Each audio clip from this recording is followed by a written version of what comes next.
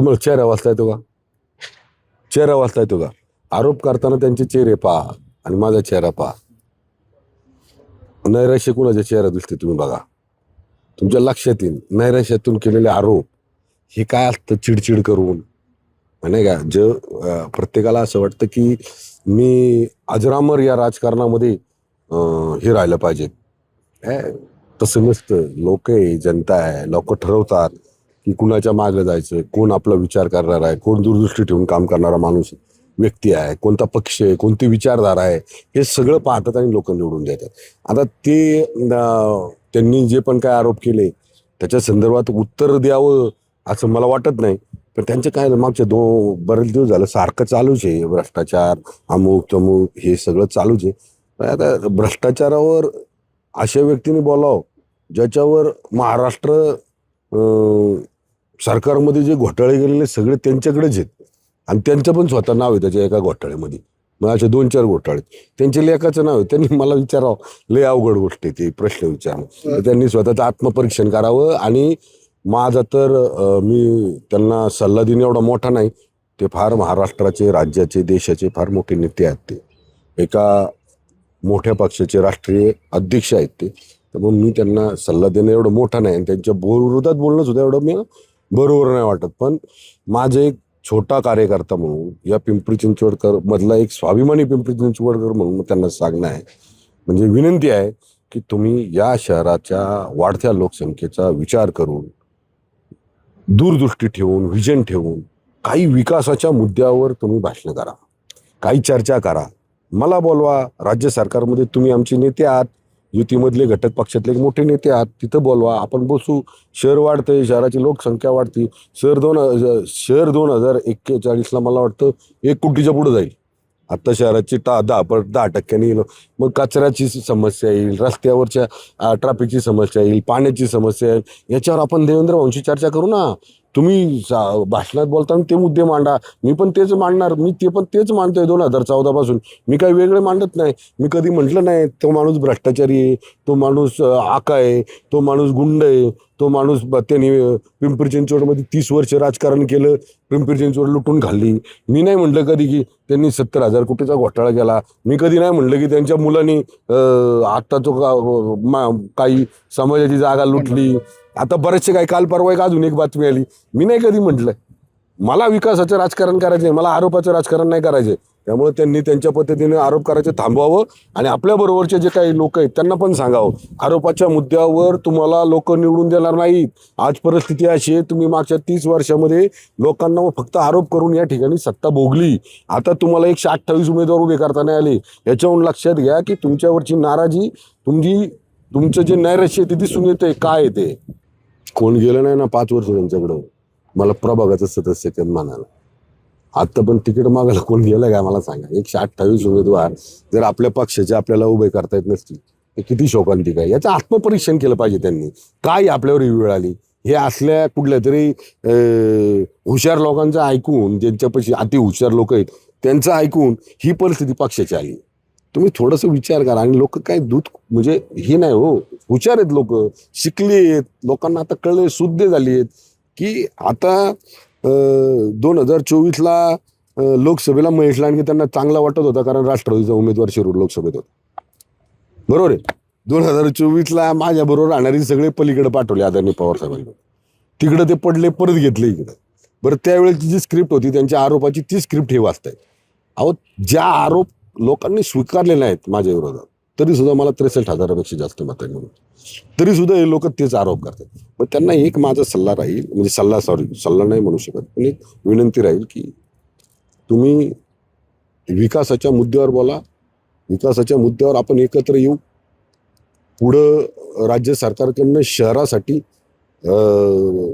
राष्ट्र म्हणजे देशाकडनं आदरणीय मोदीजींकडनं पंतप्रधान म्हणून त्यांच्याकडनं काय काय आपल्याला घेता येईल शहरासाठी.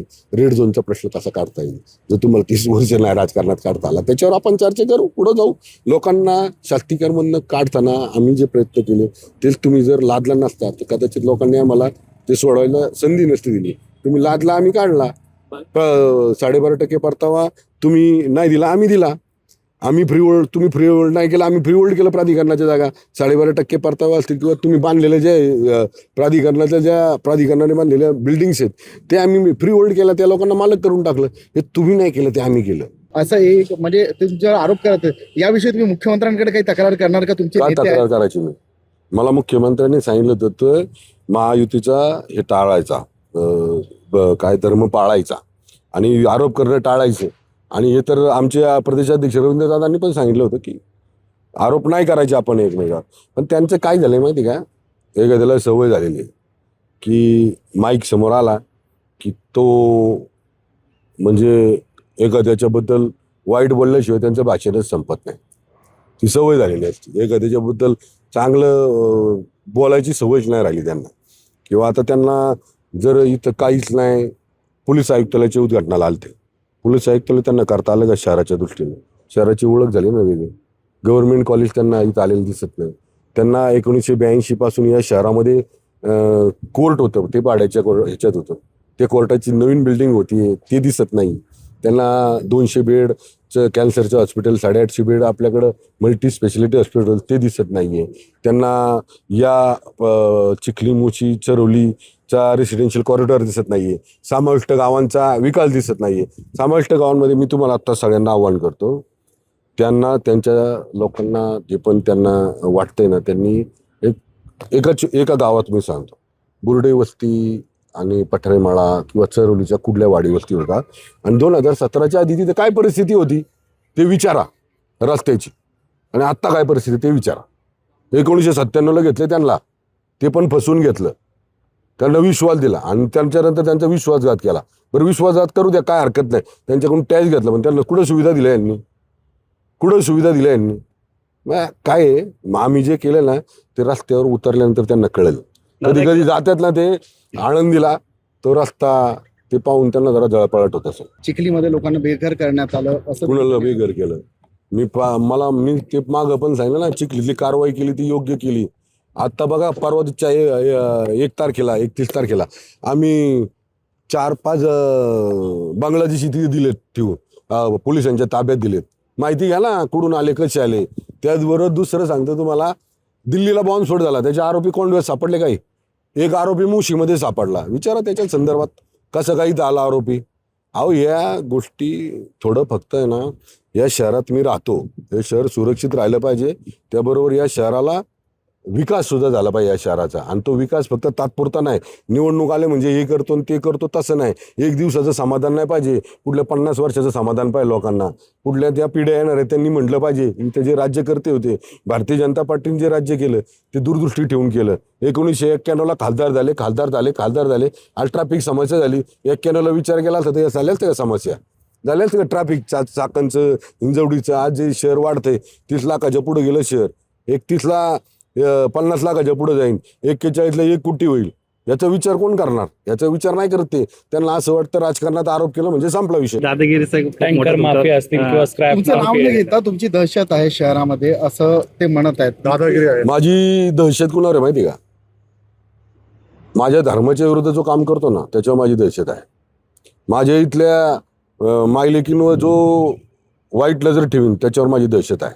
माझं शहर सुरक्षित राहावं, तिथं आतंकवादी कारवाया कोण करेल त्याच्यावर माझी दहशत आहे.